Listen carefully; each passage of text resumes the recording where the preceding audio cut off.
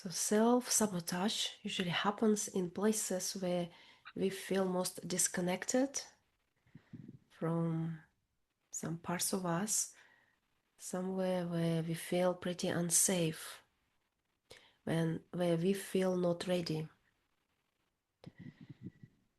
And it's very often shows with sleep, or many people say that they would like to go to bed, for example, earlier, right, 10 p.m., 11 p.m., but always skip that moment.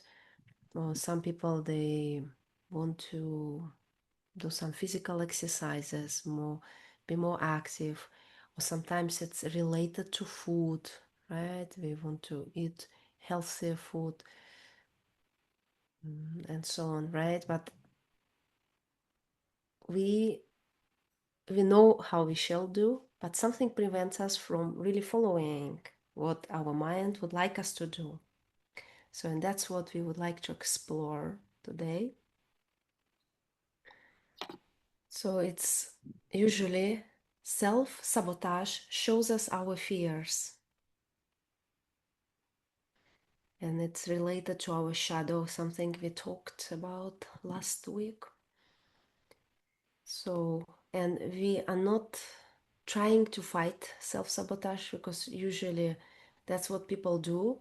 They assume that they are lazy, or they used to hear, like from families, for example, okay, you need to be more disciplined, push harder, and just keep doing this. But very often we fail here. So, because self-sabotage is a very intelligent self-protection mechanism. So the body is trying to protect us from something. That's why sometimes familiar noise, familiar discomfort feels safer for the system than unfamiliar calm, right? Unfamiliar quiet evening and falling asleep. Because the nervous system, the body, doesn't choose our dreams, our goals. It chooses to survive in the moment. That's why sometimes in the morning you decide that, okay, today I'm gonna eat healthy food. I'm not gonna snack on something unhealthy, fast food. But when the moment comes, craving comes, right, and all of that big goals and dreams are totally gone, and in the moment you feel stressed, or you feel you really want it, and the more you tell yourself, no, I shall not do it, the more you want it. So that's why sometimes we find ourselves like fighting with like this internal conflict or fight. But we are gonna talk more about sleep, self-sabotage that is related to sleep. So right now, just for a second, think of something where you self-sabotage yourself.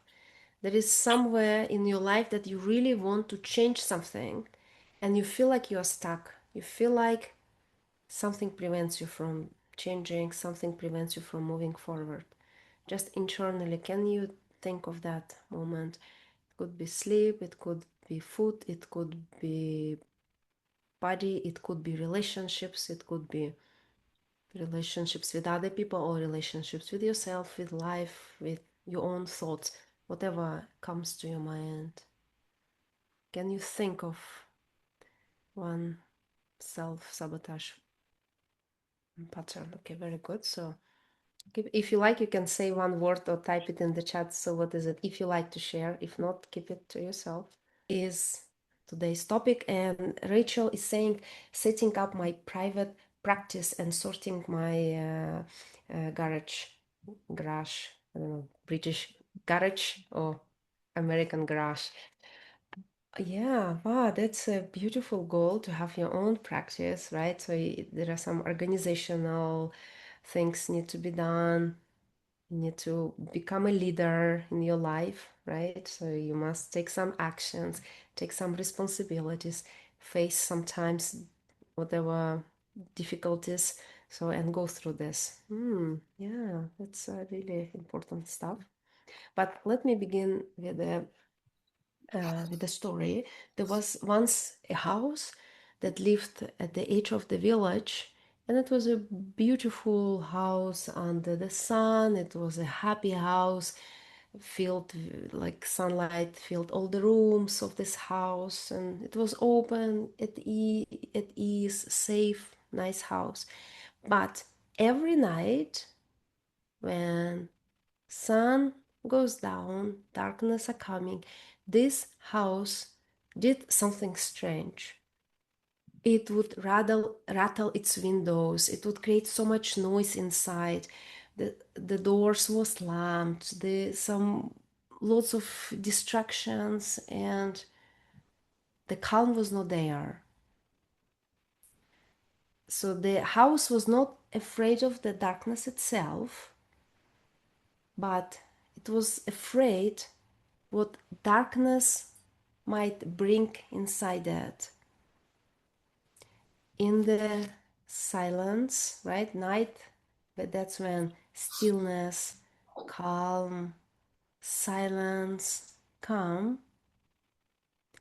The house could hear everything that it ignored during a day.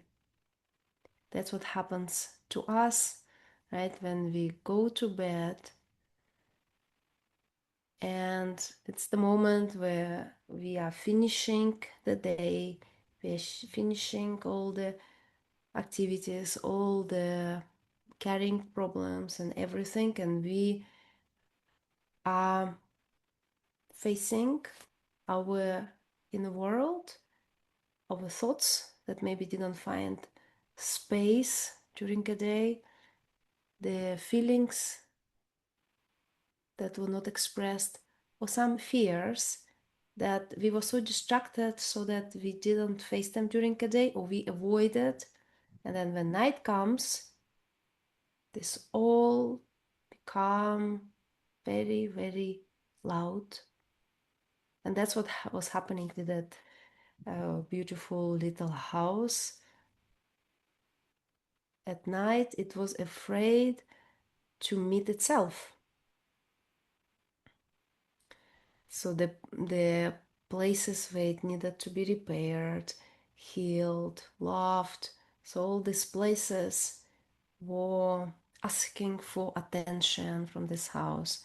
But the house was really afraid of facing it. So during day, house looked very confident, successful, complete, normal. But at night, it felt very naked, felt exposed or vulnerable. That's what sometimes we feel at night when we wake up in the middle of the night.